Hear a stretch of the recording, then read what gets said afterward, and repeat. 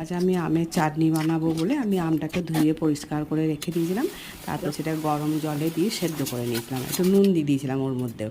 তারপরে কড়াইয়ে তেল দিয়ে গোটা দিয়ে 5 ফোড়ন তেজপাতা দিয়ে তারপরে সেদ্ধ করে আমটাকে দিয়ে দিলাম।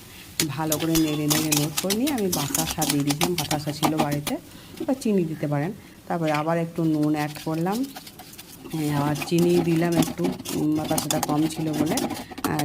মিষ্টিটা আপনারা যেমন খাবেন, আমাদের একটু মিষ্টি মিষ্টি খায়। তারপরে আরও একটু চিনি দিয়ে দিলাম, আর একটু বাতাসা ছিল দুটো, আরও সেই বাতাসা ওদের অ্যাড করলাম। তারপর ধনে পাতা চকলেট ছিল আমার কাছে, সেই চকলেট দুটো আমি দিয়েছিলাম যে একটু টেস্টটা ভালো হবে বলে। তারপরে কিশমিশ দিয়ে দিয়েছিলাম।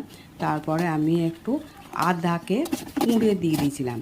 আদাটা দিলে একটু বেশ আমাদা আমাদা গন্ধ লাগবে, সেই জন্য আমি আদাটাকে একটু কুড়ে দিয়েছিলাম।